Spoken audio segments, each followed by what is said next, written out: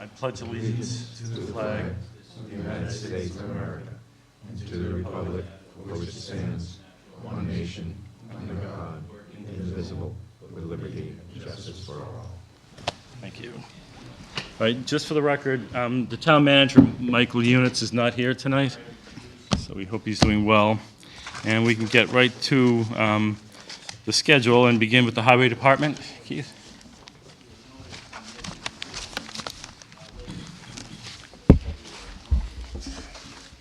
That time of year again. How you doing? Good. We're here for the 2017 fiscal year. What I'll do is I'll start off with salaries, and I won't go to every line item. I'll just go to every account. If you guys got a discussion on it, we can do that. So Okay. we don't have to listen to everything. So on the salaries, with the Mike Eunice said put to 2% and for raises, whatever. So I have a $667,359.58. That's the salaries. Let me see, for personal services, I have it's a 570 account. It's a $103,150.00. On that account there, Excuse me. Keith, that bottom line number for the first line, our sheet is different than yours. well, it happens every year with us. Yeah. Because do you have a, is yours 677,359? No. Ours is 657. 361. It's 657,361. But the backup shows the 677. The backup sheet that I have, that's for, with the snow included, for the personal for the salaries. Okay, so snow's coming out? You know what? The first one I got was what, $657,359? And what do you have? 657, 361, 361? yeah, for personal services. Right, yeah, it says, on this worksheet, it says $20,000 snow and ice budget overtime. It's on the very Oh, I bottom. got you. Now I got it. Okay, so then we'd be even. All right? That'd be right. That was the other sheet here, so. Yeah, okay, Okay, you're good. so on the 570 account, if you look at it, it's $103,150. Yep. And if you go down to repair maintenance to grounds, I have $11,000 there. And the reason why is it was $3,500 last year, but I need a mower to replace our the mower that does the side of the roads that cuts the grass and some of the small trees. And they said I couldn't put that really on capital because it wasn't a big enough Okay, those. number. So Mike told me to put it on here. That's why you see that. I lost it. Repair it. Oh, all right, that's for the upgrade, okay. The surface treatment account, that's the same. Repair to private ways, that's $1,000. And then I come to the snow, and the snow's 80,000 like it is every year. How are we doing on snow so far this year? We're over, I think, I got it right here. I wrote it all down because I knew. It's our favorite question every year. Yeah, I know it. We went over $44,686. We've had 31 inches of snow. We've gone out 8 times. We've gone out. We've plowed 4 or 5 times. We've gone out plowing with subs. So that's what really adds it up. Yep.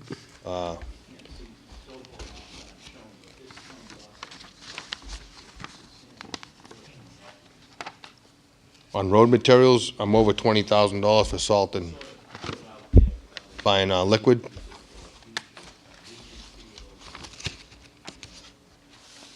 Repair maintenance is only $2,000 over. So, I think we're having a pretty good year myself, but.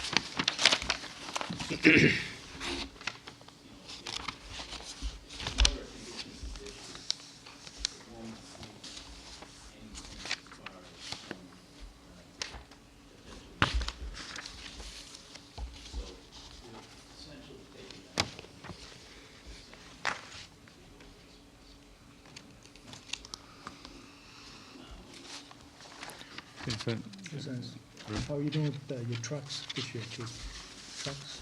We're doing good.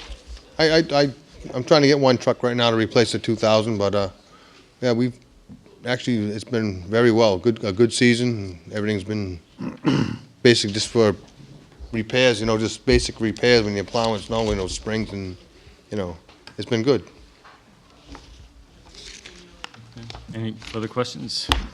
Oh, thank you very much. All right, thank you. Thanks, Keith. Paul's got- Oh, hold on. Keith. Wait, Tom? That was me. Oh, I'm sorry, Paul. No, I'm just, the mower that you said you needed. Yes. You needed to get, you're putting that into your general budget rather than in the capital improvements. Yes. Is there a Wasn't large policy reason on that? Not big enough. Not big enough? Not a big enough. It's not big enough to put in capital. I had it in capital, they told me to take it back out.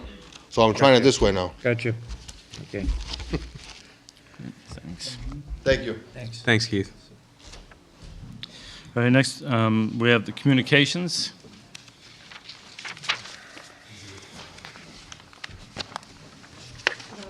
Communications or data processing? I have both. We'll do alphabetical order. How's Okay. communications sound?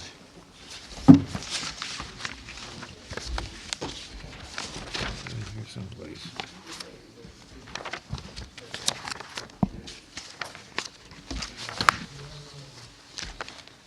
As you can see, salaries are basically the same as last year. There's not much of an increase, other than our new part-timer that's restricted in hours anyway. He can only do 960 a year because he's a retired person. We use him to fill in. I've had some long-term absentees this year for medical reasons, so we've been trying to keep the budget under control that way. When you get down to repair and maintenance of office equipment, that's basically all our contracts for our radio systems, our communications, our consoles, the mobiles and the portables for both the police and fire department, and our annual maintenance and tie-in for the Southeastern Regional Police Radio. Under our equipment, it's basically RB Allen for the digitizer, Ocean State Signal for the red light that's out in front of the fire station, and Metropolitan Telephone, which is the maintenance agreement for all the telephones, police department, fire department, town hall. The 5306, which is the CAD server, that's our CAD system. That covers not only communications, but the police and fire records management system. They each have a component to that that's required, so we pay it all together, but it's split up by whatever it's covering. The next item, uniform and clothing allowance, that is as per the CENA A contracts, the CENA A and B contracts for each dispatcher. Printing, $25 in the event that we ever need to do anything. Most of the printing I take care of in-house. I don't send anything out to do letterhead or anything, I do it on the computer. Telephone communications, that's again Verizon, Sprint, Nextel, Comcast for the internet services for everybody, police, fire, everybody included. Office supplies, $1,500, that's basically for our toners, drums, cartridges, anything that has to do with our office machines within dispatch. And basically, those are used 24 hours a day. Seminars and conference expense, it's $1,500. That usually covers just basic organizational annual memberships. Training, again, that $1,500 is basically for state mandated items, and every year the state takes away a little bit more and we have to pay a little bit more. Educational assistance, $200, that's by contract also. And the equipment is replacement and repair for everyday usage, such as keyboards, mice, anything of that nature. And also for Columbia Gas to run the generator down at the water tower. That's our backup in case we have a power failure for our radio system. Now, educational assistance is only $200. $200, that's all that's required, and it hasn't been used in, I don't know how many years, because $200 isn't going to get anybody anywhere. I was going to say. Okay. Now, what's the plan for the regional dispatch? How's that? The regionalization plan is moving forward. It's probably about 3 years off. The fire chief in the back row can more than adequately explain what's going on with that, because he's been involved with it since the beginning, where I haven't. So he'll be able to fill you in on that when he gets up here. Okay. Are there any questions? All right. Yep. Charlene, what's the additional equipment line item? I'm sorry, I might have missed. The additional equipment, that's the last line item. Yep. The 5850, is that the one you're looking at? Yeah, or- it just seems like we've never come close to what is budgeted, and we're looking for an increase this year. Right, I don't want to say never come, but in what we can see here, we haven't come close. Well, what to- usually happens is, I really tend to hold on to that until the last second, because if there's something that comes along, like somebody loses a laptop, somebody loses a workstation, that's what that usually comes out of, because it's not something that I plan. Okay. You know, my usual annual replacements are in the 155. We have a schedule to replace so many computers every year to try and avoid having to replace a whole bunch all at once. Okay. Tom? You have a plan to do that this year? Because if I'm looking at the numbers, in 15, you spent $4,300. In 16, that's fiscal 16, you spent $2,300. Last year, you were budgeted $10,250, and you spent to date, to the end of December, you spent $1,300, and you're asking for a $2,000 increase over last Where is year's this? budget. This is This is 5850. on your additional equipment Okay, line item. You're asking for $12,250. Last year, we gave you $10,250. You spent $1,353 to date, to the end of, now, unless you have a plan to do some major replacements, you're gonna have to spend over $9,000 between now and June. yeah. It's probably, I mean, I could find a way to spend it, but unless there's an emergency situation, I won't. I'm assuming, you know, based on the numbers and based on what Yeah. Mike had brought up also, is that unless you have a plan, or unless there's gonna be a disaster, people losing laptops and stuff between now and. Well, I can tell you that if, as it stands right now, I do need money in the data processing account because of Well, that's- things that had been done, state requirements for finances and town clerk and stuff like that. So I am a little over on that account. So I'm probably going to have to ask for a reserve fund transfer there, and at least I know this money is not going to go anywhere. So hopefully they can move it from one side to the other. Well, maybe we should have budgeted it from one side to the other. In other words. Yeah, well- budget and data processing maybe should have been $40,000. I would prefer all the money be in the 155 because it's much easier to keep track of and have a better plan, but now it's kind of bridged between these two accounts. So that actual money that's in the data processing is my 5-year plan that used to be in capital, but they moved it out of capital and put it into data processing. Okay, that's something to look at. Yeah, yeah. Okay. Any All further set? questions? Yes, thanks, Charlene. Thank you. Okay, data processing is pretty simple. We've got our professional services, which is entirely basically contracts for services. It is the on-site services for our CAD system, our servers. It's our annual subscriptions for data recovery, wireless access, firewalls, virtualization services.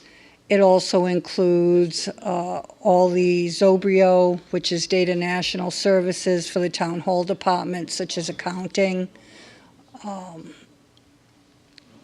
the collector's office. And it also includes the virtual town hall, which is our town website. We have an annual service contract with them so that if anything happens, they just take care of it. Okay. Office supplies, $250, that's basically there. If Carol needs anything, that's where she gets it from. And then we have our additional equipment, which is $30,000, which is my annual stipend out of the capital that they moved for me to do upgrades with. It's not a lot of money, but the 250 goes, should that be in the selectmen's budget maybe? To what? Is it that Carol, Carol, yes, $250. so why would that come out of your budget? Or? That's in data processing. It's been there since I got here. Okay. We can look at that too. All right. Again, on the additional, we seem a little light on the additional equipment here. Because 16, we expended 41,000, we only transferred 25,000. Is there a fluctuation that I'm missing on that? No, that's how much has been budgeted every year, and we've had, in the last 2 years, Going over. we've had things come along that are requirements that we did not budget for at the beginning of the year. A lot of times, we get state mandates, or town clerk will have a state mandate, or accounting will have an upgrade. Like this year, accounting had to do an upgrade to their system, which required us to buy them a new server, a new printer, and none of that was really originally budgeted from the beginning. And plus, you also have labor and everything else that goes along with a new installation.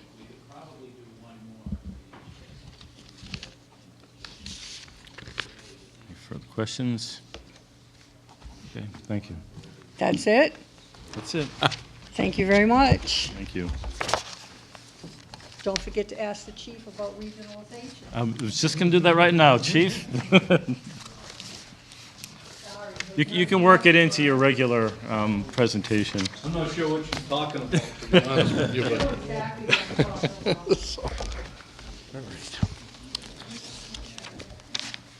So I'm not sure, do I get Chief Clark's time as well, since? Yeah, I was going to, I heard he might not get here till 8 o'clock Yeah, anyway. he's gonna be a little late, so we'll jump ahead here. So, the Luca. So, you wanna hear about regionalization first, beyond my budget? Okay.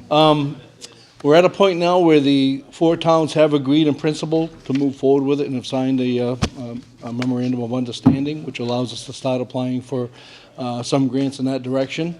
One of the ones that put a time frame on it was a $200,000 grant for the work out the radio infrastructure part of the combined center, and we were able to get that by getting the paperwork in prior to February 1st. So that's why there was a little bit of a rush in January to try to get everything approved, but all 4 towns have entered in principle into the idea of moving forward with that.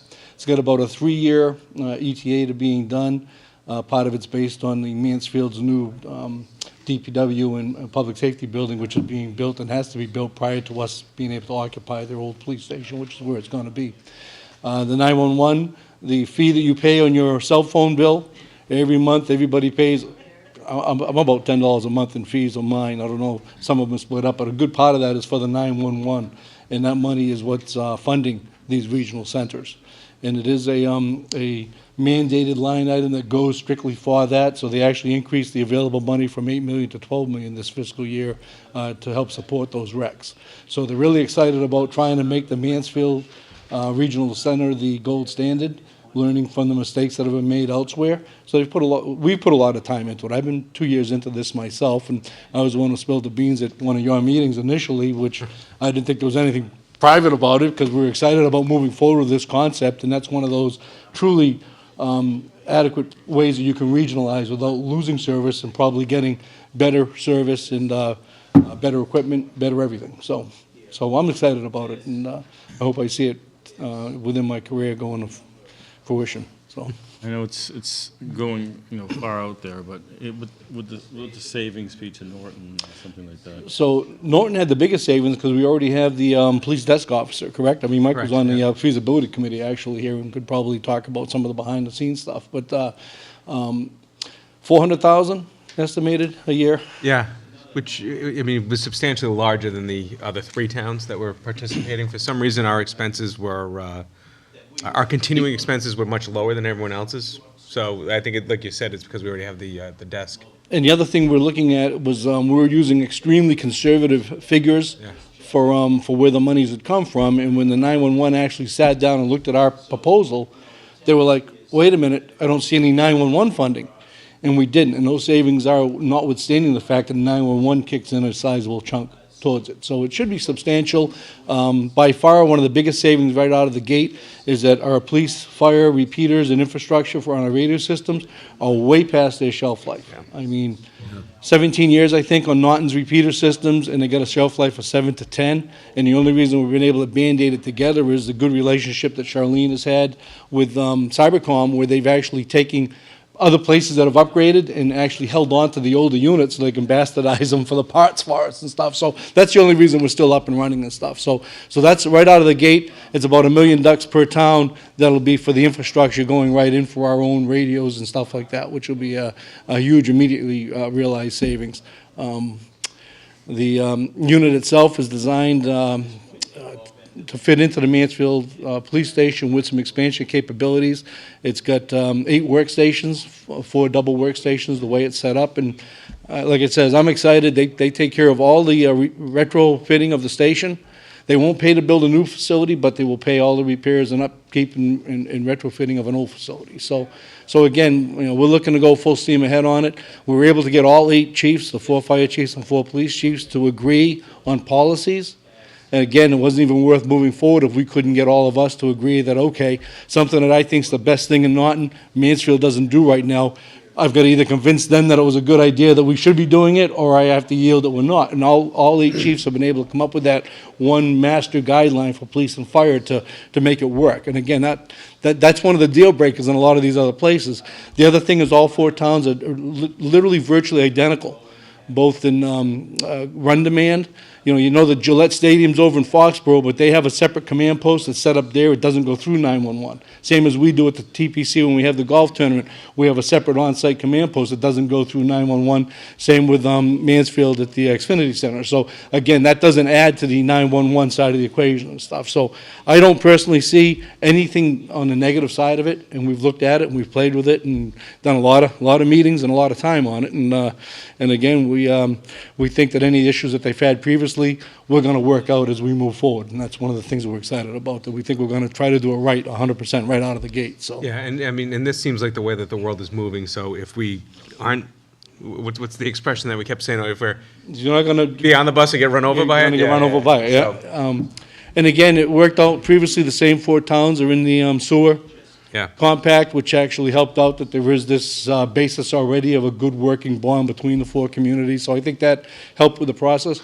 Originally, Attleboro was part of the initial plans, and that would have really tipped the, it really would have skewed everything. So this worked out really well for us. So I'm going to imagine too, it helps out with mutual aid that makes? Well, we do. We respond now a lot, we get a lot of automatic aid, especially with 495 and stuff, where we're responding automatically all the way to 95, and they respond automatically Mansfield down to Bay Road for us and stuff to try to make sure that we don't miss stuff and get people the help they need quickly. So, I mean, you're laying on the side of the road, you don't care if it's a Norton ambulance or a Mansfield ambulance that Right. shows up there to help you, you just want the quicker ambulance there, so, I was gonna say about ambulance service and receipts, pretty, yeah, absolutely, pretty much identical across the board and everything, so. Paul?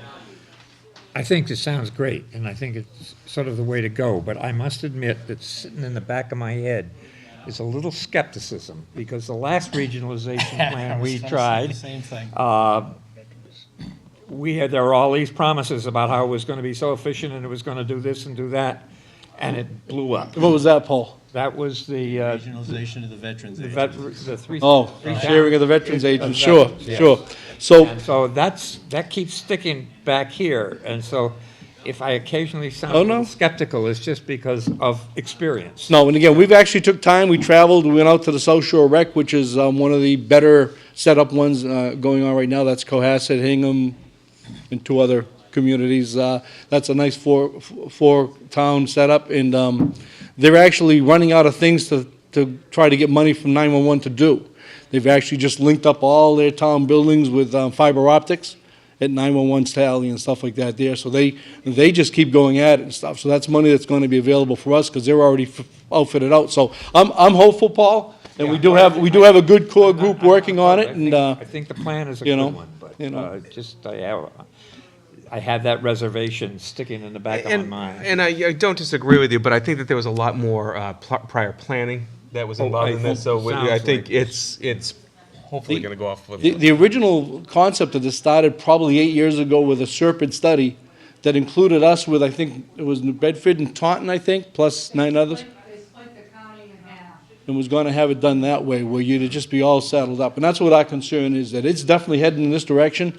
So if we don't drive that bus and try to come up with what we want, then we are gonna get run over Yeah. by it, and we'll be forced into somebody else's project, kinda like, I don't even say it on the air, but, the sewer project, I so. think I just read, I think Rochester just joined Duxbury and. And again, that's one of the gripes we hear is that, well, geez, how can a Mansfield person or a Foxborough person dispatch Norton? It's everything's computerized, everything's GPS, everything's on a map now. You don't really have to have any true Norton knowledge. As a matter of fact, the Norton knowledge sometimes hurts us, that I got in one of my worst car accidents at the Box Shop curve. Half my guys couldn't tell you where that is right now. Right. You know what I'm saying? So if I were to tell guys to respond to the Box Shop curve, half of them wouldn't show up. So again, sometimes that knowledge isn't a good thing. I understand that people think you need that, but you really don't in this day and age, so. It was a hell of an accident, but anyways. Any more questions on the regional? I mean, like I said, I was excited about it, I think 2 years ago in front of this body when I first mentioned that it was heading in that direction, and even then we were kind of psyched about it, Mike, so. just one quick question. Is any town allowed to bail?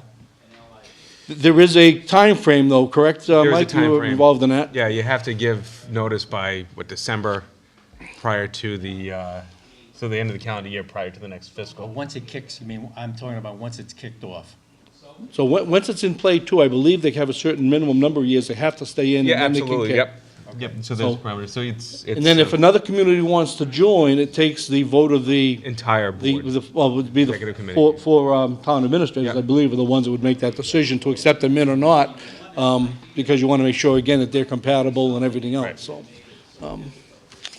And there's a consequence with 911 if you do bail out, in terms of what they'll do for funding and repayment of the upgrades along the way, too. So it's difficult to get out once you're in. 911 funding is going away for the standalone places like Yeah. Norton now.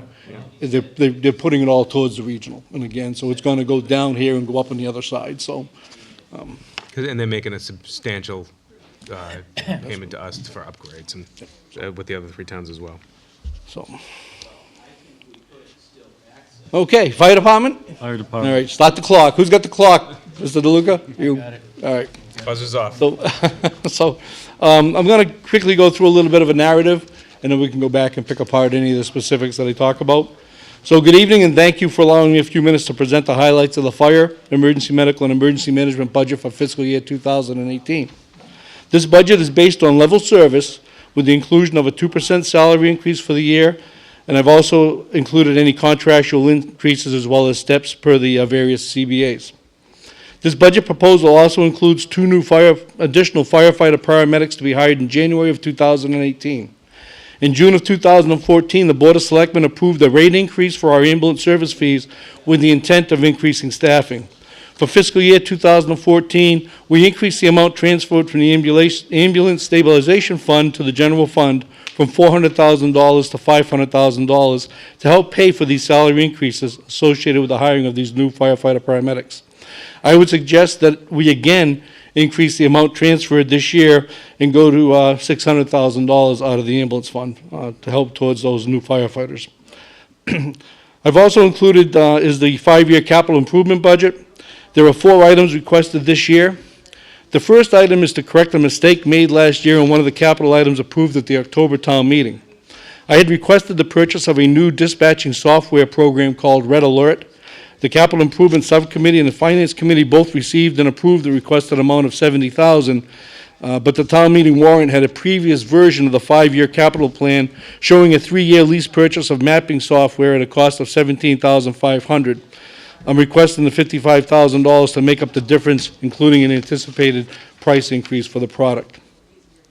The second request is the purchase of a new, fully equipped ambulance at an anticipated cost of $360,000. We will keep the older of the 2 ambulances currently in service as a fully equipped mechanical spare. It could also be placed in service as needed as a manned 3rd ambulance. The next request is to replace our 2001 Ford pickup truck with a heavy-duty dual rear wheel unit at a cost of $65,000. This truck is used to shuttle needed rescue equipment and other supplies to complex medical runs and other incidents. It would also pull the numerous trailers owned by the department. We would transform the existing 2001 pickup truck into an off-road friendly brush fire truck, allowing us to retire the much older 5-ton Army surplus brush truck, which is difficult to both maintain and drive. Interestingly, it's a standard, and probably half my department can't drive it. And again, I think it's one of the funnest trucks we own, and I love driving it out in the woods, no power steering, it's a beast. But again, it's had its day. A smaller truck can be a little more amble in the woods without putting a new truck in there. You know, you don't want to put a new truck out in the woods. So we had done a cemetery truck a couple years ago that we put a skid load on as a way of cooperating between 2 agencies and taking a used truck from them, and we'd like to replace this big beast with another similar setup with the 2001, repurposing it. Lastly, we have been slowly replacing the turnout gear, which protects our personnel at fire and emergency scenes. There is a need for each firefighter to have 2 sets of gear due to the recent studies linking the wearing of gear after a hazardous exposure without properly decontaminating or washing it to a significant increase in cancer risk. Ideally, I need double the amount requested, but will instead place this on the capital plan every other year as an ongoing commitment. The amount requested for this year is $49,500 and is based on buying 18 sets of turnout gear. I've also included a placeholder on the renovations for the Weatherall Fire Station in Chartley with a figure of $125,000. The Town Building Committee toured the Chartley Station and was excited by the prospect or plan to fix up the building.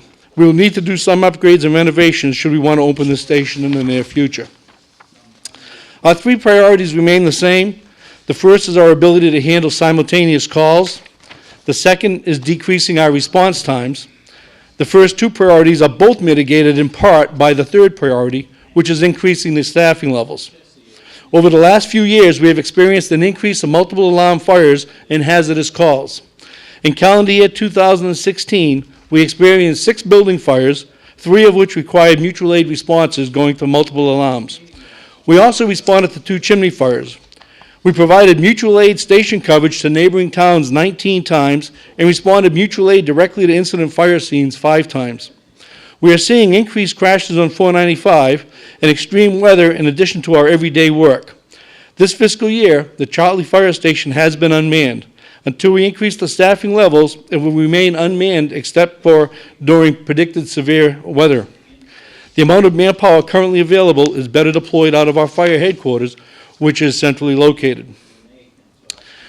So on the actual budget, the salaries portion of the budget for fiscal year 2018 is $214,960 more than the funding of fiscal year 2017. This is due in part to the 2 new firefighters added in January of 2017, as well as the inclusion of 2 new firefighter paramedics to be hired in January of 2018. Certain areas of our budget of the overtime are predictable, including vacation and personal time coverage. But most overtime is fluid and depends on circumstances out of our control. Those are weather, family death, sick leave, and on-the-job injury, OJI, and of course, callback during an emergency. We currently have 2 firefighters out on long-term OJI. We also had 1 firefighter who had been on long-term OJI retire. Additionally, 2 senior firefighters retired this fiscal year. Between the 3 of them, the department lost nearly 100 years of experience. The budget is based around the ability to drop down 1 position per shift with all things being equal. For the first part of this fiscal year, we staffed to a level of 7 per shift. In December, we ramped up the minimum staffing level to 8 on duty. We are taxing our personnel more and more every day, and the additional manpower afforded to us by recent hirings is greatly appreciated, and I thank you. When we replace the 2 that retired, the level of staffing will be 9 per shift on paper. In this day and age, with the number of responses and increased time per medical call, we must continue with the controlled growth of the on-duty personnel. I hope to be able to maintain the minimum staffing level at 8 as we move forward. And staffing is the double-edged sword of budgeting. With sufficient staff, we can avoid some costs, but if we suffer high rates of on-the-job injury, severe weather conditions, these factors can drive up other areas of the budget. If we are serious about trying to reopen and staff the Chartley Station, we do need to continue to increase the on-duty staffing levels over the next few years. So the fire department operating expense budget. There were 3 line items that I've put in for an increase on. The first is the apparatus maintenance line item number 5243. I put in for a $5,000 increase on that line item. The fleet is getting older, but also the newer units are all computerized and expensive to diagnose and repair. And the routine maintenance costs alone are skyrocketing on the rigs. The second is an increase of $12,800 to the uniform allowance line item 5309. This is a contractually driven increase. And the third is a $3,000 increase to the 5510 educational supplies line item. Again, this is contractually driven. On the emergency medical services budget, the accountant has increased requests in 4 line items. The first is the repair and maintain equipment, which shows a $4,000 increase due to the cost to properly maintain the new electrical stretchers and load systems that the town purchased. The second is our ambulance billing, which shows an increase of $10,000.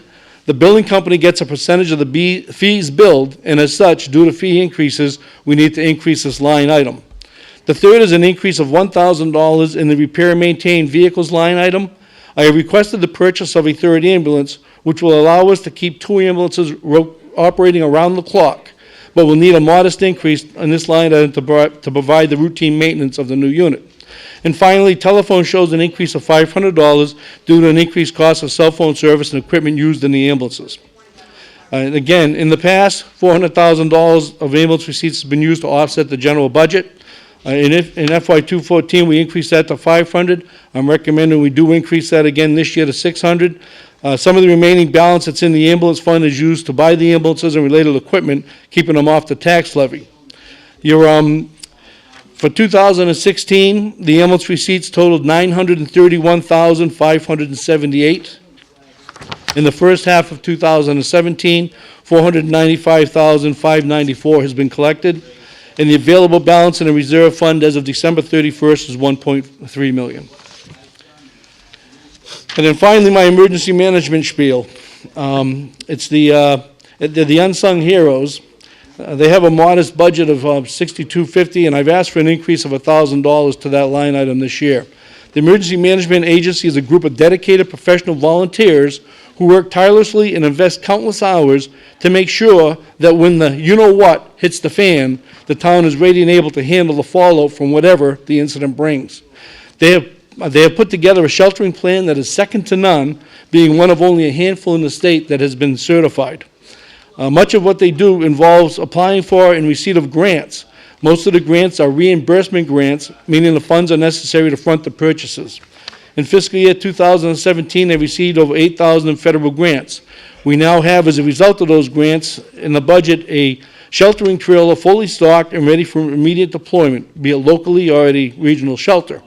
And then I promised Deputy Director Ray Court I would do a shameless plug that we have the agency is always looking for volunteers, and we have a new class coming up the end of March for CERT volunteers. CERT is Community Emergency Response Team, and if you are interested, give Ray a call at 508-726-1054 for more information. So that's my narrative spiel. So now we can go back and you can Yeah, there was a lot. to pick take me in. apart, but I know that I wanted to get it out there. I get it out there so the people at home who do watch will also know, because you have that in front of you, a good part of that spiel, but this way here, they get to see it as well, so. And I cut that down to less than 10 minutes, I believe. I timed that, I timed you. so. I like show and tell sometimes. That is our newest rescue. You'll see there's different occasions. It happens far more often than we want. And one of the reasons for the request for the new ambulance this year is that while these are being fixed, the citizens of Norton, who are my customers, are getting poor customer service. It takes us longer to get another town's ambulance here to help them out. As a result, when you're laying on the floor waiting, and we have fire department there right away, we send a fire truck if we don't have an ambulance, it's frustrating.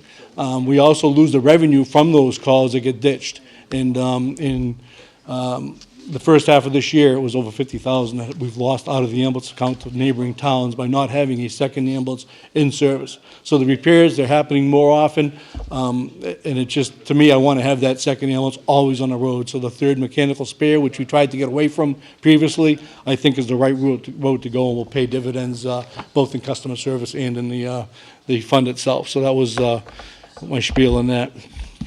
Chief, has the development on the east side of town started affecting you at all? We have had multiple to the 274 for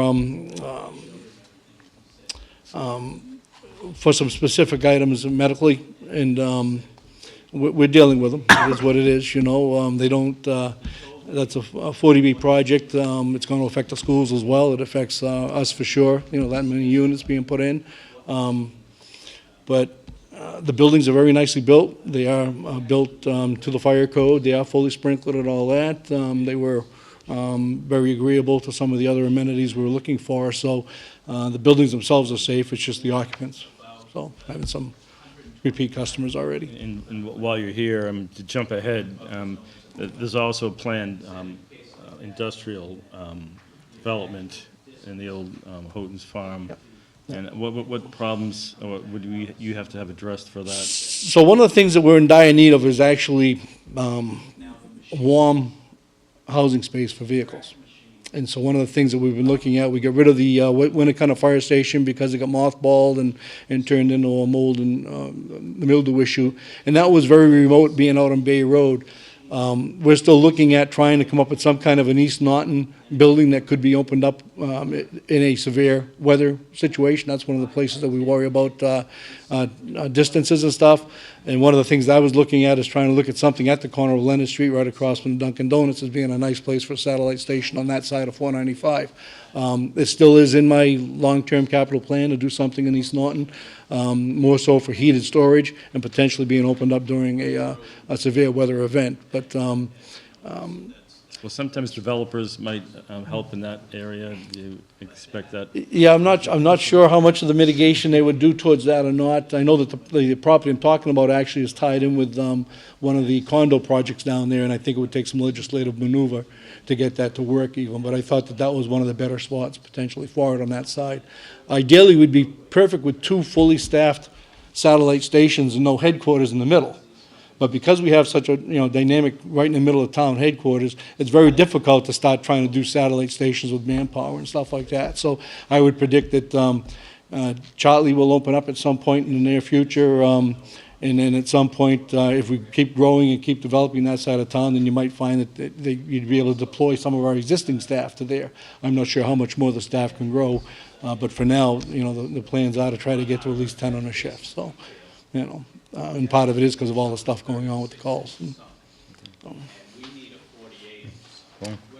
The last time we bought a new ambulance, the plan was to, we had two, and was to keep that, the oldest as a reserve ambulance. I gather from what you say, that one has since bit the dust, and you only have two ambulances now? So, you're right. So I believe Chief Gomes, in one of his first stints with you people, had thought that as long as you kept the rotation going adequately, that you could do away with the concept of having that third mechanical spare, Paul. And we're just finding it's not working. Just for routine maintenance, we just sent Rescue 2 out. Captain Fuller's our maintenance guy. How long was that out just for routine? Something stupid this week. Over a week for something stupid at Minuteman service. And again, it's just, so for that week's time, I only had one ambulance in service. And it's 500 and something times, I think I showed in the report, that we've had the simultaneous calls. And that's usually simultaneous rescue calls. So that's those times there that the people are waiting with us holding their hands and taking care of them. We're treating them, but you're waiting. And it seems like forever while you're waiting for the other towns to get there. So by having this third, the older unit, keeping it fully staffed. We used to borrow on occasion an ambulance if something was going to be out of service for a while. But we have the new load system and the electric stretchers, and it has absolutely saved itself. It's probably the single piece of equipment that 100% of the department agreed upon was being the right purchase and a useful purpose. And so if I borrow another town's unit, we're back to the manual stretchers, the manual lifting, the manual loading, and I worry about the back injuries and whatnot that might go along with that. So to me, I say, nope, we'll run with just the one ambulance for the week.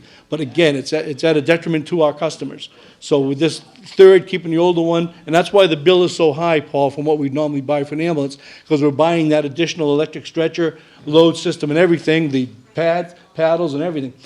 This past year for the TPC, fortunately, we were able to borrow an ambulance from Mansfield just for the on-site work, because again, we were down to one ambulance, and that was one of the times, I think, that was happened just before the TPC. That was that towing time. This was September. So again, and this is both the newer ambulance, and this is only the two that I was there to take the pictures of, because I says, you know, it's worth its weight in gold to see a picture of your newest piece of equipment multiple times on a tow truck, and a lot of it's because of the computer systems and stuff now, and they're just so finicky. It's just the brains of the outfit, and they crap out, and nobody can fix them in the field, and you got to get them somewhere. So, I mean, the transmissions, everything's all based on the computer, you know.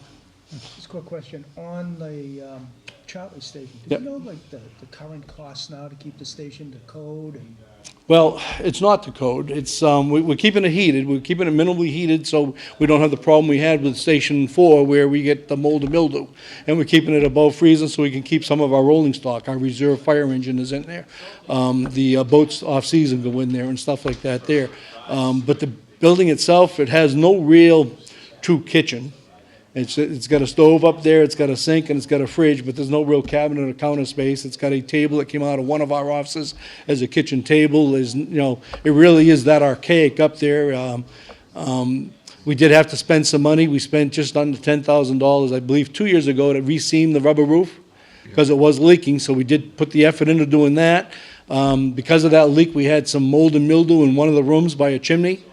And again, just because it's a public building, you had to hire a professional to go in there. It was ballpark $1,800 for somebody to walk in and say, yeah, that's mold and mildew, but you had to do that to start the process of mitigating it. And we did get that particular room properly remediated and we put back in a usable condition so that we could. We actually didn't. That was 2 years ago during the big storms. We were leery about even opening up the station because that was an ongoing project going on at the time. So we are trying to take care of it. We're trying to do what we need to do just to keep it up and running so that we could open it, and we did. We've opened it up 2 times, Cap, this winter so far. So 2 of the storms this winter, we have opened Charlie up to, you know, if you can picture driving a fire truck in a blizzard condition, it's a very slow, tedious project. So that's one of the times where having these satellite stations makes a big difference, even on a heart attack or something like that, versus trying to respond from headquarters. So I do open it up in those conditions. And again, I live there, my family lives there, my mom and dad live there. I'd love to have it open. And at some point, I think in my career, it will open. But again, it does need some work, and that's why I put in for both this budget and the the potential override budget, the money to potentially go in there and really fix it up. It actually has a urinal that reminds me of something you used to see at Fenway Park. It's about here and it goes all the way down and it's built into the floor. If you can picture, how long it's been since anything's really been upgraded or done there, so, so again, I know the money's tight, and I know we're looking all over for stuff and everything like that, but realistically, it needs some stuff. One of the selectmen is actually looking at possibly getting us a kitchen demo set from somewhere to try to upgrade. So we're looking at other possibilities to try to mitigate the load on the taxpayers, but we really would love to see some work done up there so we can go ahead and work towards, making it comfortable for the guys that are gonna be working there as well. They work the 24-hour shifts, they need a place that they can really sit and. They wouldn't be as cramped up there. No, well, again, we're getting overcrowded here, that's part of our problem here. We are starting to get to the peak of what this building was designed for, I brought this along, this is actually a hard drive, and anyone that's computer savvy would know that, but it's a prop for me to remind me about the electronic stretchers that we did buy. And the reason why there's a $4,000 line increase in that particular item is that the part that did come out of the ambulance was a little bit longer, but that part alone was $1,800, not counting the repair, removal, and all this stuff of that one item. So for $4,000, they do the annual servicing of both stretchers, both load systems, and everything is blanket guaranteed for that. So with the price of the one service call, gonna be well over half the cost of the actual annual plan for both, and it will actually cover the third unit as well if we get the new stretcher and stuff. So it's a fee, pretty much, it's a flat fee. So we did put that in. I ate that this year out of my general budget. But again, it's a pricey chunk for me to eat, not knowing that it was gonna be there. So that's why that particular item is in there on that. One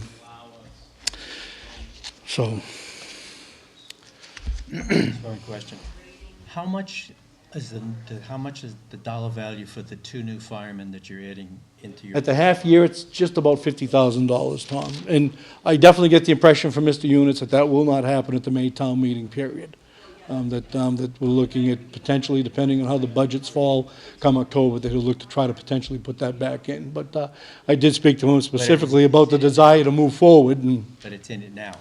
Well, yeah, it's in there now, and he'll probably do a cut from that when he sits with you guys. If he was here tonight, he would probably be saying, it's gone, But again, I specifically ask him because his directive his directive to me as chief was level serviced, and I said, really, I still need to be working towards that goal. I really want to get that done if I can in my career. So, yep, nope. Do the math, so I just wanted to. Yeah, no. So that's where part of that is. So. Great. Thank you. But, yep. What's that sheltering trailer you mentioned? So, we're very fortunate. Many of us know Peg Myers. Peg was very, very instrumental, as sick as she was, to take on a project for the emergency management and lead it. And if you know Peg, she kept you on a time frame and she kept you going, and she did. She put together a plan with the help of the Red Cross and emergency management out of Bridgewater, a plan for our middle school, which is our official Red Cross shelter. It was designed as that. That was part of the process back when it was built to make sure that it met those qualifications. We tried to do the high school as well, so we'd have 2 different options, and it was going to be over $100,000 to the new high school renovations just to make it Red Cross approved for some of the things that they needed hard. And so we put that in abeyance and just keeping our eggs in the middle school basket. But it's a trailer that has the cots, all the paperwork. When you open up a shelter, there's a lot of requirements that way, signage, and one of the big things now is the shelters have to be pet-friendly. So we did. Peg had a Saturday morning drill there at the school, and we had one of the hallways lined with the plastic, the kennel crates there and everything for the pets to come in. Service dogs potentially going to be in with the regular population. There's really a lot of logistics now that go into it. And this plan is ready to go. And you could change Norton to Mansfield to Easton to Foxborough. It's that good a plan. It's very flexible, because one of the things we prefer is that a regional shelter open up and not down at Durfee High School. That's our official Bristol County Regional Shelter when there's a storm. Yeah, tell the Norton people to go to Fall River for a storm. It's not going to happen. So again, we've looked at, we're working out the logistics with La Salette to use their new community building that they put up. And we actually used it both during Sandy and Eileen without realizing it didn't have a standby generator. And thank God we didn't lose power, because we did have people there, we would have been scrambling. So we're actually working, Homeland Security is going to pay for the transfer switch so that we can take the portable generator that Chief Clark has that belongs to Homeland Security, pull it right up to that building and power the whole building up. So, I mean, we got a lot of stuff in play that way. We don't like using the school. If we open up Attleboro High School, that's our alternative. When we've had the storms during 2015, Attleboro High School was our regional shelter that we opened up. But then what happens when Attleboro's fully restored and everyone's hunky-dory and Norton still has issues? How do they close that shelter since it's got Norton people in it for them to open up their schools and stuff? So it's very difficult to have the schools be the shelter. It cuts into those days off of school and stuff. So we're looking for a neutral place, and La Salette was very pet-friendly and ready to go. So we're still working towards that, and hopefully within the next few months we'll have that transfer switch in place. So, but it has all the equipment ready to go on it, and it's a lot of equipment. I mean, some of the cots have to be bariatric. I don't know what easy for you to say, Captain. Bigger people. You know, we're a growing society, so you can't just have the little, you know, conventional cots like we used to as well and stuff. But there's a lot to it, and I'm very impressed with the job she did as a committee. I mean, she was a champion for that, and we're very grateful for the effort she put in for that, as sick as she was. You know, but that's just one of the items that they have for that. We have the trailer out back now that has the regional UTV for the tech rescue team, and then we actually passed off on the full tech rescue trailer that used to be out there. Seekonk? Somerset.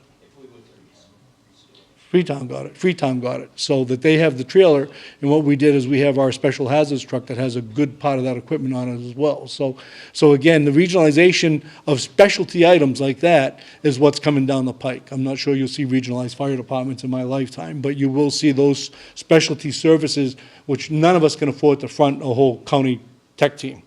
You know, you couldn't have enough people to safely do a scene like that, but by one phone call, I can get a whole swarm, I think 45 highly trained technicians in Norton within, you know, half an hour's time to shore up a collapse of some sort, so.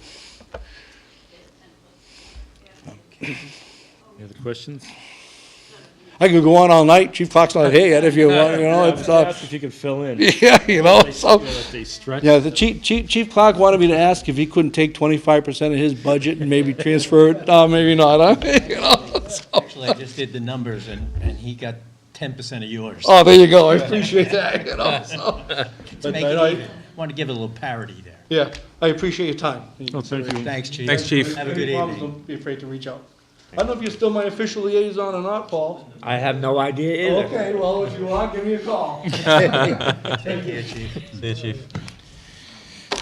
All right, I don't see any, and we're still waiting for the police chief. It might be here between 8 and 8:15. Do you have anything else? But, well, the library inspection conservation is on the agenda as well, but no one's here, so, Usually the library come at it. yeah, I don't know. They usually early. Well, They're supposed to be here at 8 o'clock. what's that? They were supposed to be here at 8 o'clock, the library. I bet they're outside right now. They could be out there. Want me to go? Oh, yeah, please. Okay. Well, I mean, well, one thing we haven't talked about, but there, as everyone probably knows, there's an attempt or a movement to get an override for this year.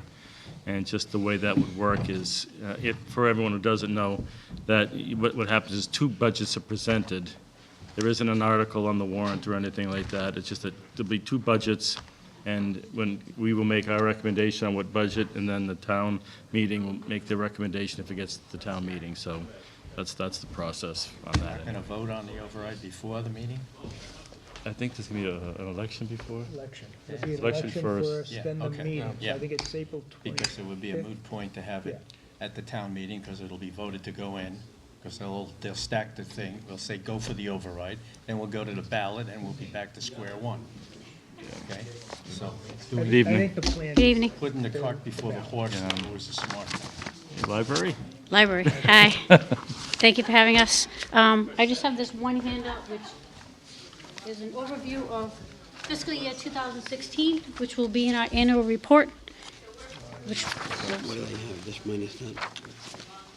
they have the whole entire budget. Okay. There you go. Okay, this one, right? No, that's more. Yeah, he don't have it yet. Not yet. So, as requested, this is the level service library budget for FY18. Salaries are as directed at the recent department head meeting with steps and 2% increase. Salary line item reflects agreed-upon wages, mandated state minimum wage increases, and a summer intern stipend. We did not use this line item last year as we had a new youth services librarian. But this year, we're going to use that line item. And we included $2,000 for computers as we need to update the staff computers at the front desk and the print management and print release stations. And we can't use the cable grants for those.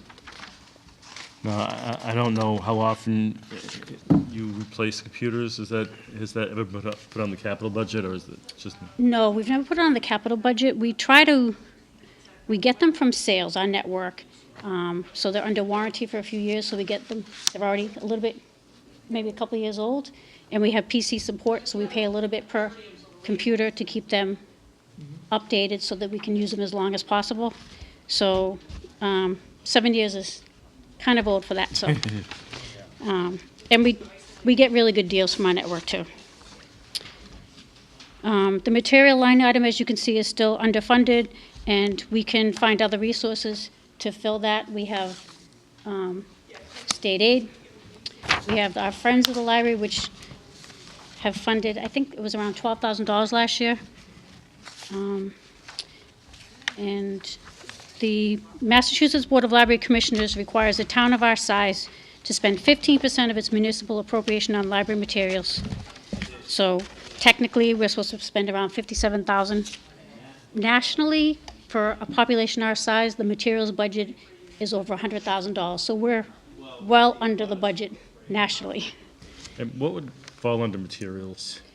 Everything from books and movies and music and museum passes, and then the 24/7 resources. So if people, they download music, they use their computer, they download audiobooks or ebooks, that's materials. And everything that comes from the delivery, that's materials.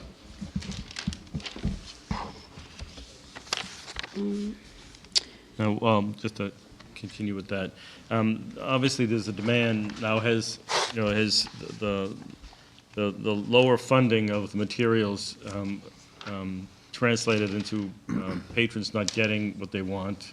Yeah. Well, if we purchase it, our patrons get first crack at it. If we buy it, that's the way the system works with interlibrary loan. So if it's our item and you're from Norton and you place a hold on it, you will be ahead of anyone in another library. So if we don't have it, then they'll have to be behind the owning libraries' patrons, and then it will come to the non-owning libraries. Does that?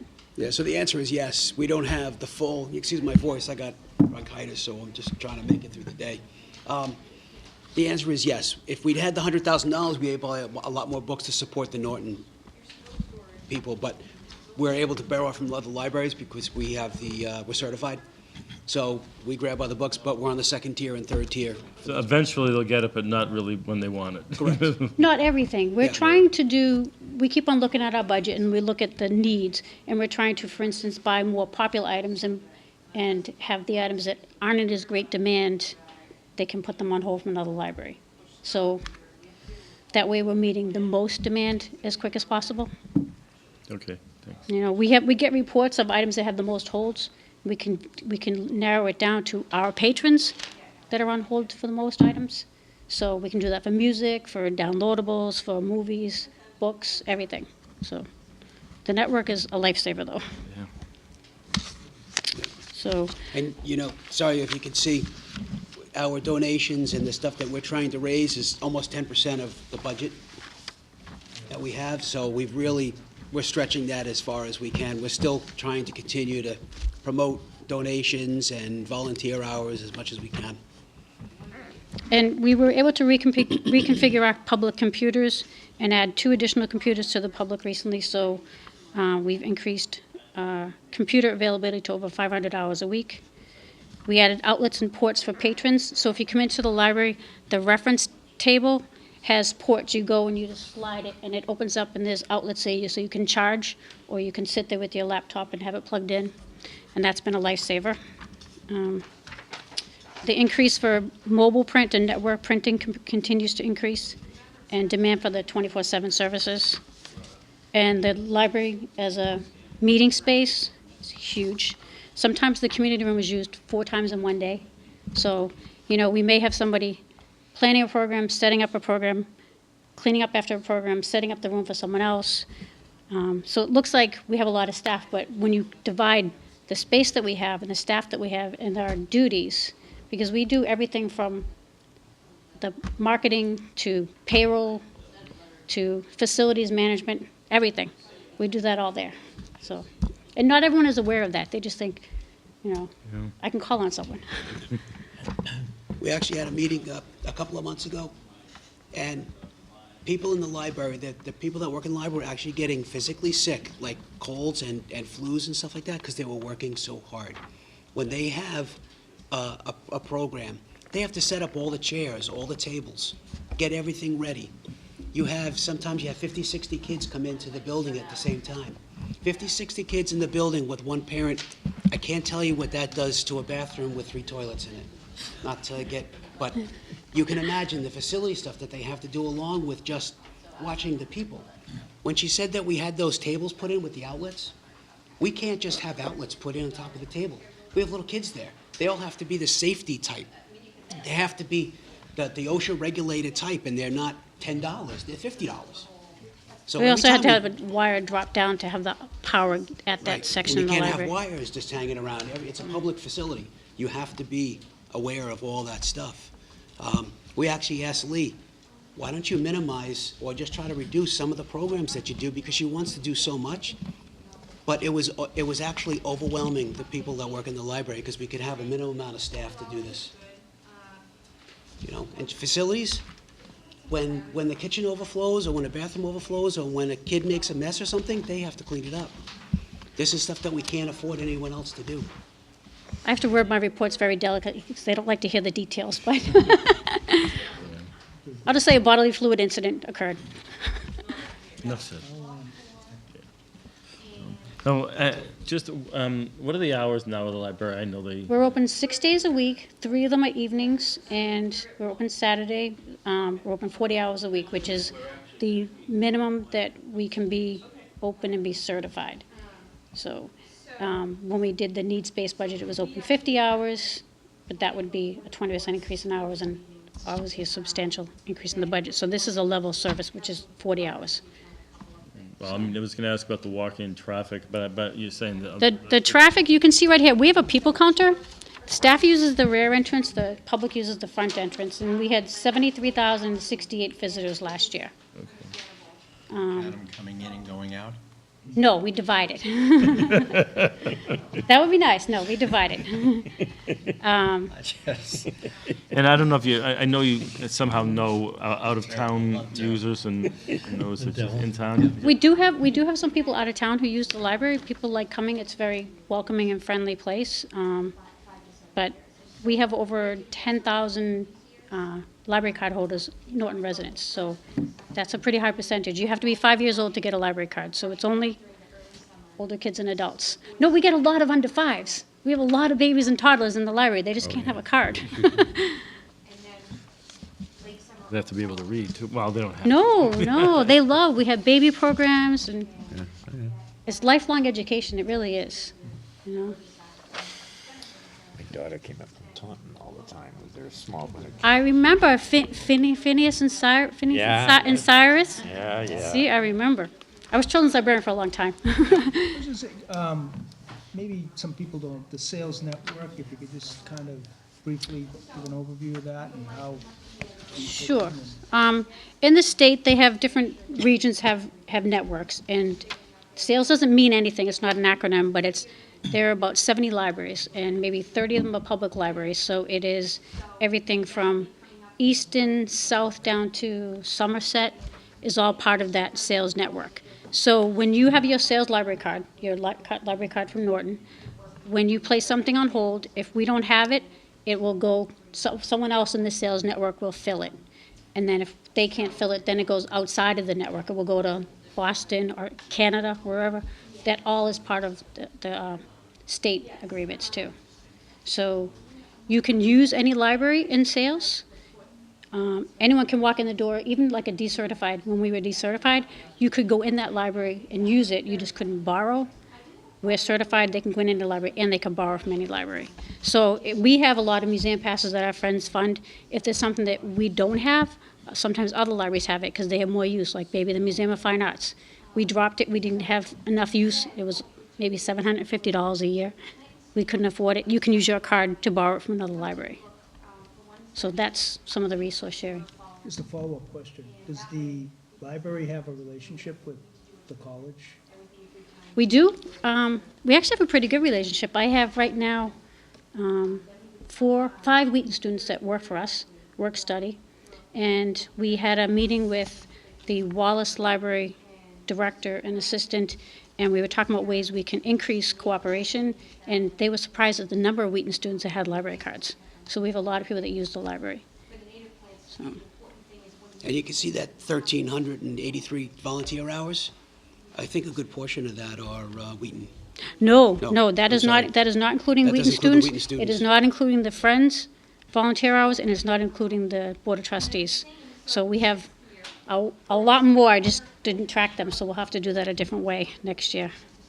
Because that's only people who come in, like we have, say, a retired teacher and a retired librarian who come in and they put away books.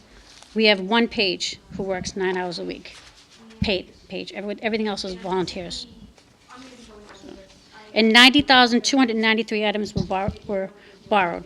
That's one page and volunteers and the staff who work at the desk. I just have one question.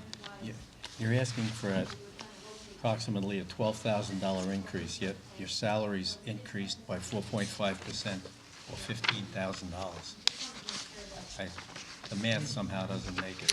Well, we took off some of the money from the materials, and we will have to raise But I mean, more funds. where, you said you went with the 2% salary increase. Are Well, there was steps. there steps in there? There were steps, too, yep. And we do have one person left, so one is, it looks like it's a point. Okay, no, that's fine. Yeah, if you want to look at this thing, we have a couple of zeros, negative Yeah, I 5%, see negative that. 18%, and then the other ones are 4 to 6, and it evens out to 3% total. Okay. Yeah, your total budget's 3% higher, that's Yep. fine. Many years you've provided us with something that shows what your percentage of your drawdown from your endowment. Supplemental, Bob, our treasurer, Bob Burke, has that.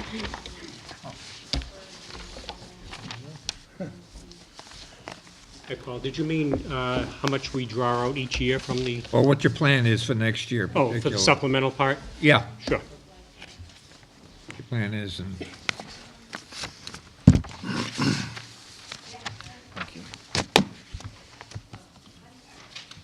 And lately, the drawdowns from the Valco Fund has been in the $60,000 to $62,000. And we haven't received what the amount will be for, what's the percentage? around, let's see, a little over 5%.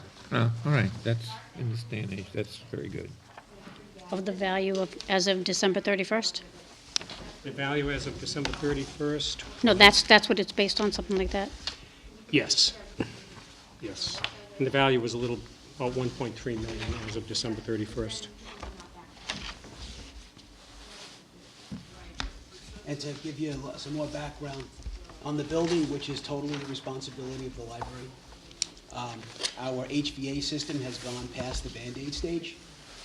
We've contracted an engineer who has let us know that the existing system is completely outdated and is barely functioning. We have delicate books and documents that need to be protected, and they're not doing that right now. We have rooms that are freezing and rooms that are boiling hot. And as a public place, we have to try to keep that as level as we can. And the engineer has stated that it's gonna be very expensive to get a new system put in. Everything, all the units have to be replaced, all the ductwork will stay, and they'll be putting in some different mechanisms to direct airflow. But we're gonna try and keep as much as we can, but it's a very expensive system, and we're gonna have to come up with that money on our own.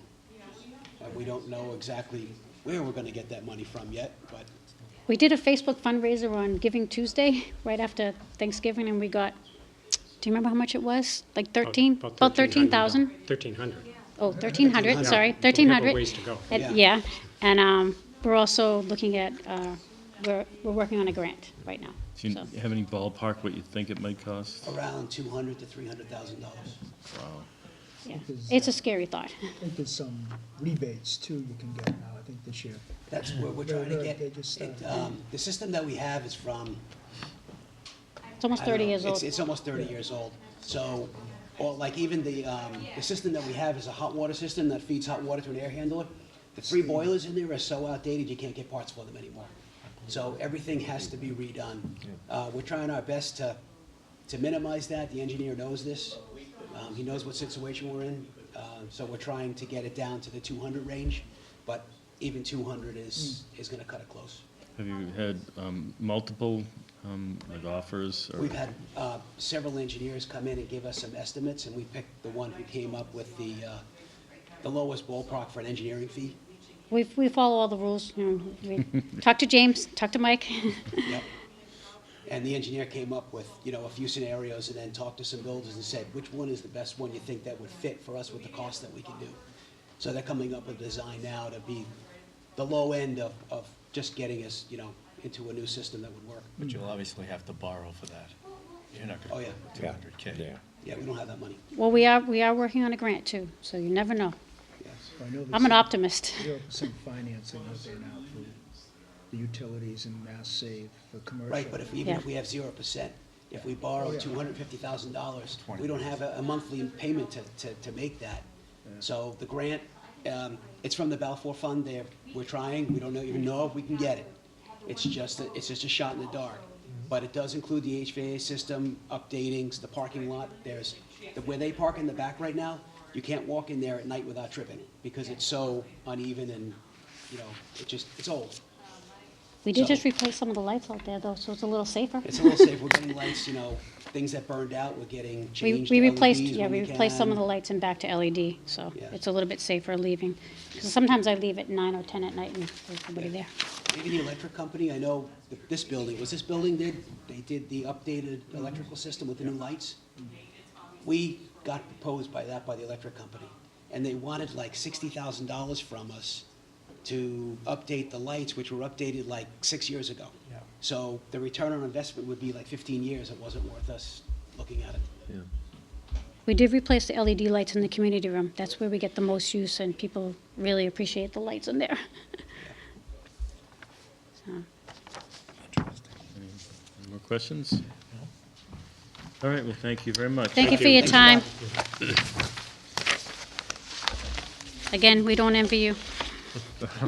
You have a hard job to yourself, so, Any other documents you need from us, just let us know. okay.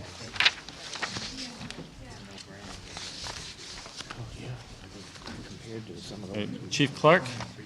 this is. That's a slam dunk.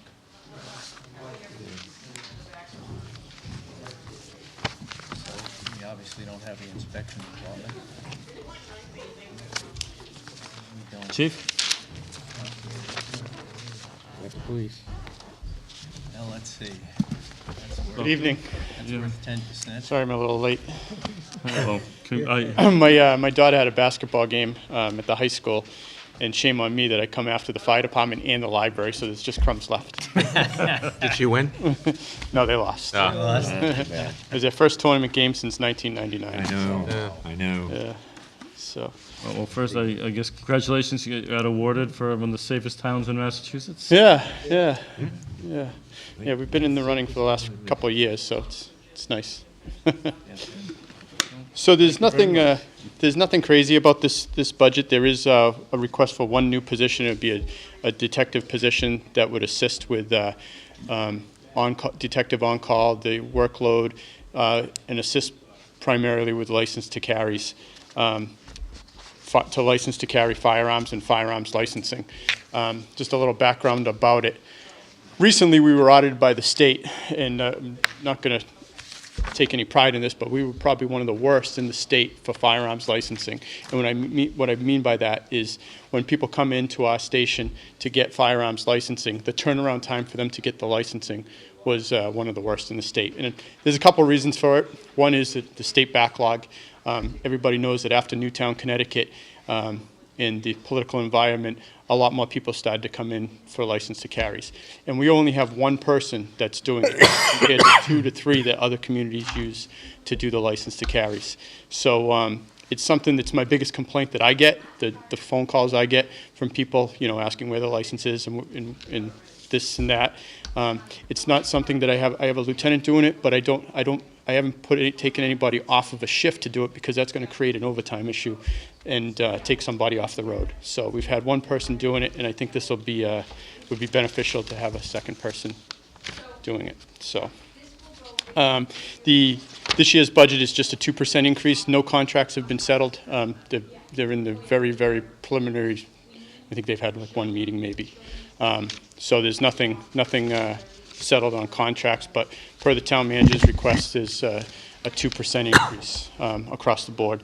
Obviously, when people have reached a step or they're going to reach a step, there's been increases in the budget for that as well. So, so for this year, if you look over on page 2 to start, where it says fiscal year 2018 budget summary, the increase over 2017 is $83,000. It's an increase of $89,851 in personal services and a decrease in expenses of $67.75.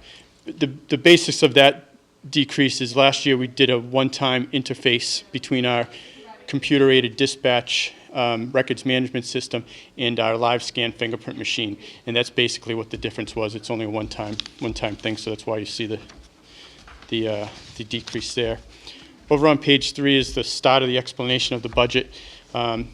The salaries includes 31 police officers, a full-time administrative assistant, and a part-time records clerk.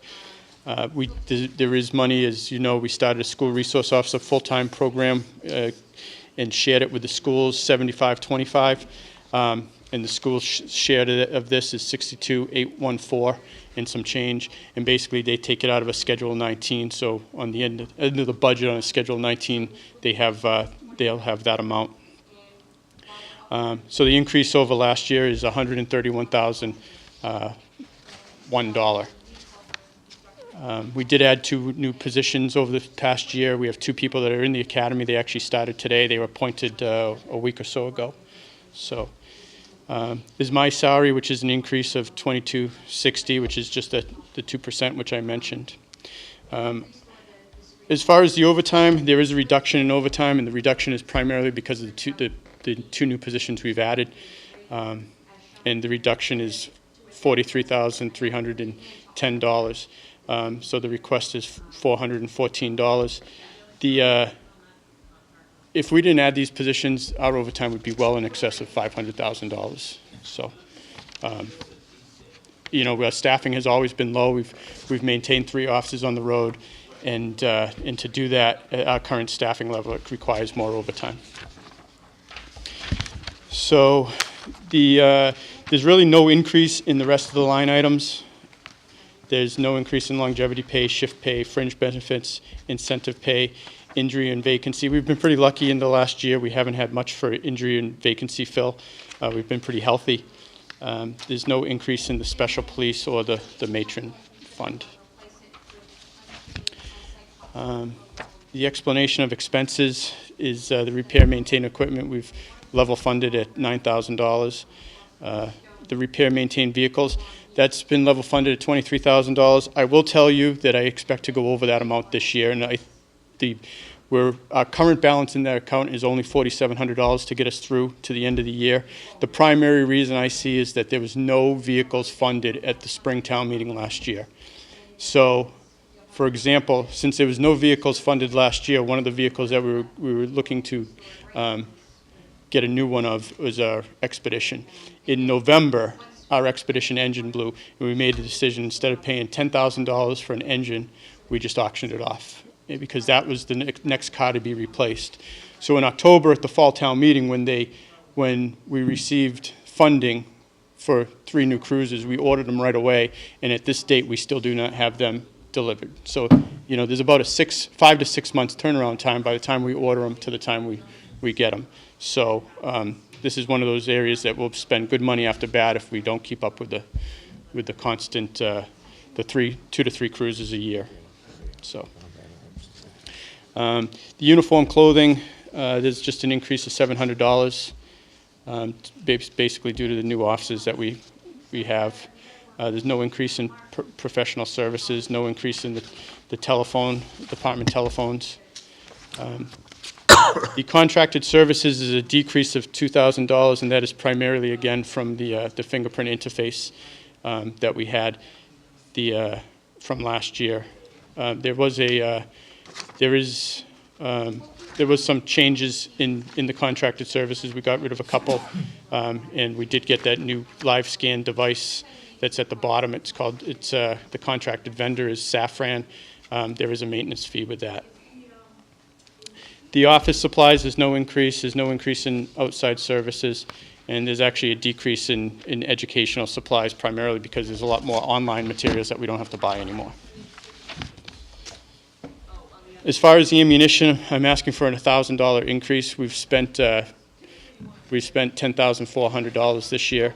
Obviously, you know, in a period of a year, we had 2 active shooter incidents. Although not all our training is done with ammunition, officers are contractually allowed to receive ammunition to basically do their own practicing, and we're doing a lot more with less lethal rounds and taser training rounds that do cost some money. So there's no increase in the investigation account, the meals and travel, or the in-state travel. Over on page 8, the top is training. I did have asked for an increase of $2,000 in the training account. One of the reasons is that we have a responsibility to train our officers, and it comes at an expense. There's not a lot of free training out there anymore. The training council that we utilize, the Massachusetts Police Training Council, has been cut time and time again. So that's where we send officers to training. It's going to cost us more than if there's no free training available. And we're well over we're over that $8,000 as it is this year. The educational assistance is level funded at the $15,000. We've had 2 officers in the last year obtain master's degrees.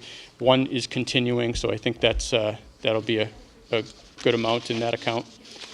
The police academy, there's a decrease of $4,100, and this is primarily because this past year we hired 2 people. We're only requesting to hire 1 next year.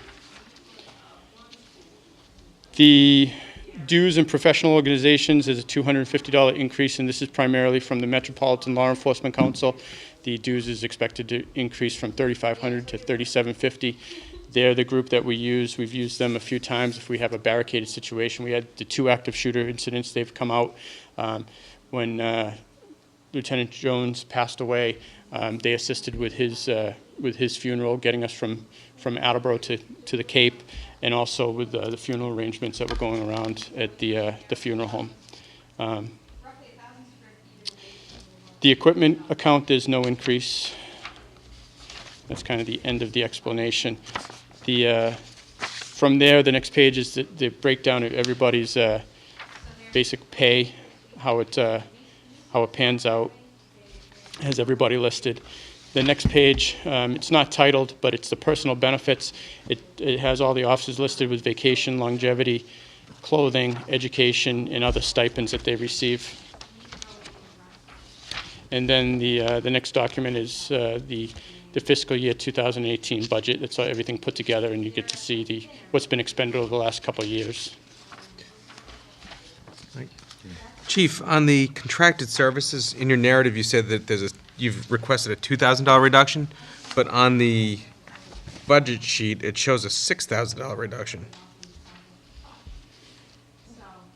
Okay, maybe that's a typo. Because the $6,000 reduction works with your overall $83,000 increase. Okay, so last year the approved, this year, the FY17 budget is 16,600. So it's a six- And their department request is 10,600, so that's a, $6,000. that's a typo, thank you. So I'm saving you money already. Yeah, shit. I apologize for that. I just wanted to make sure that you were grabbing all you needed.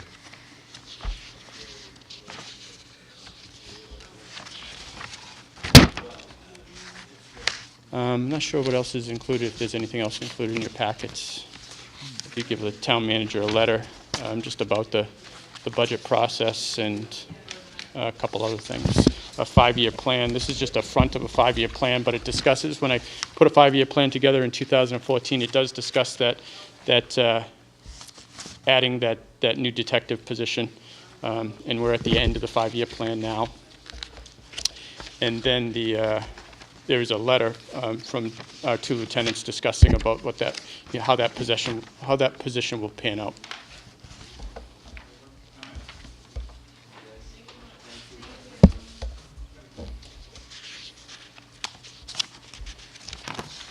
Mr. Chairman?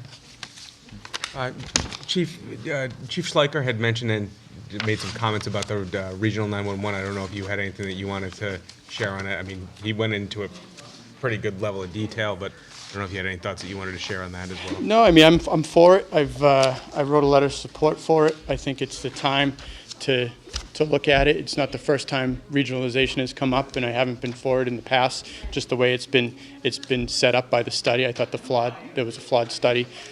This time there's 4 communities all work well together. The location of where the rec will be is central to everybody. It's easy to get to. I think professionally it will add some professionalisms and accountability. It'll have some growth and advancement, probably higher pay for our dispatchers. I know there's some questions on, it's changed, it's new, how will this pan out? But it's not expected to come to fruition until May of 2019.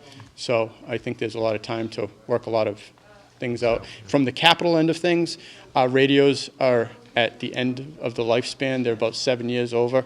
If I see State 911 paying for this as a big help to the town of Norton, because if not, we're going to have to find the capital money to do it. Yeah. And as I just mentioned about the cruisers, we didn't pay for, and there was no capital from the police end at the Springtown meeting. So coming up with another $1 million down the road is I think, going to be difficult. So. Agreed. It's pretty straightforward. So. Perfect. All right, well, that's it. Thank you very much. Okay, thank you. And, well, before you go, I know that the police have a memorial underway, so I don't know if you want to, while you have the airtime, if you wanted to bring that up. Sure. So we, certainly in the last year or so, it's been a trying time for police officers. There's been a lot of national media attention of events that have gone on, and it hasn't given the true, it hasn't been a shining light on police. There's been national issues that have gone on well across the country that has shown a bad light on all police officers.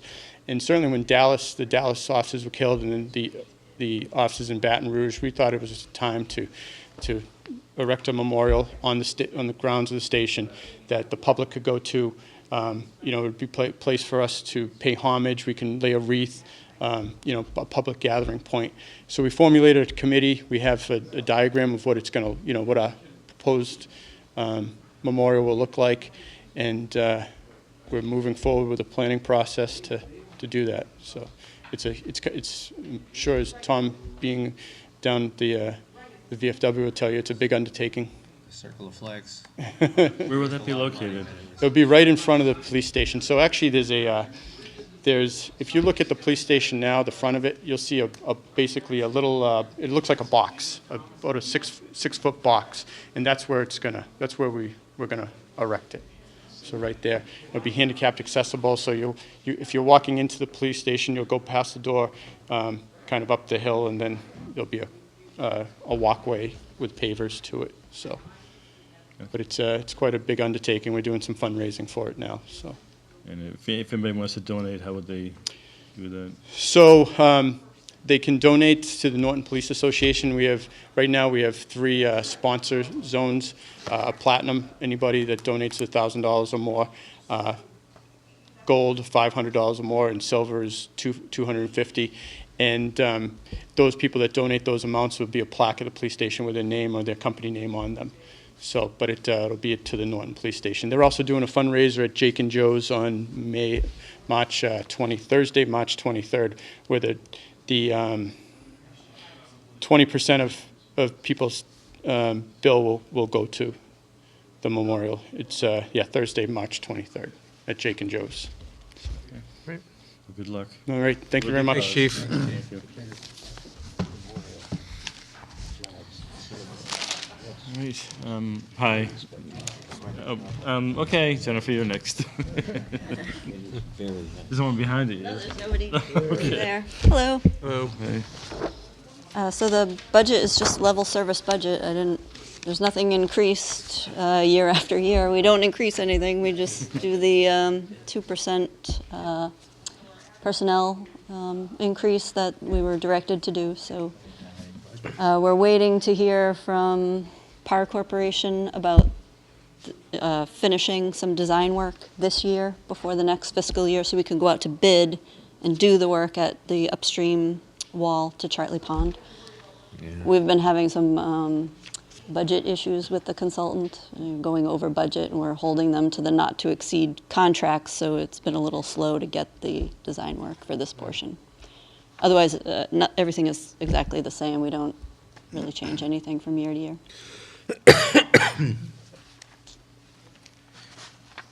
Questions? I don't even have a question. You could have mailed this one in. That's all right. I like to be there in case you have questions. And Are you bike path, are you involved in that? I haven't been so far, but they'll be coming before us for permits fairly soon, I hear. Okay. So just get an update on Yeah, no, just trying to look for sites for appropriate parking is the only real involvement I have. I haven't been to other meetings. They coincide with all the other meetings I have to go to, so I haven't been there yet.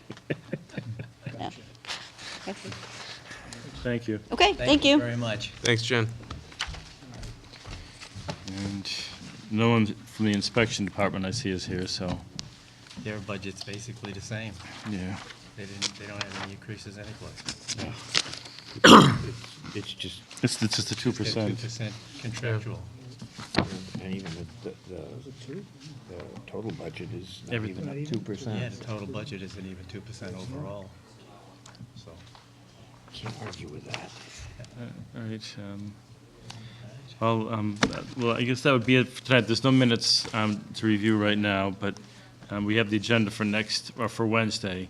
And I don't know if we're going to be meeting every Monday and Wednesday, but the meetings have been posted just in case. okay. Mike had requested us to be on this schedule, so, and, you know, that, I don't know how long, if we'll have to do 2 next week or not, but in case we do, it's there. And I don't have any other business unless anyone else does. Well, I can say it, unfortunately, Sarah is going to make this year her last year. So we're going to be in the need for a new recording secretary, so if anybody has any ideas on who might be a good fit. We've heard this before, right? Not allowed to. No, I swear, this is. No, well, yeah, this is it, I think. But, other You than- maxed out on the pension? Well, wait a minute, don't we?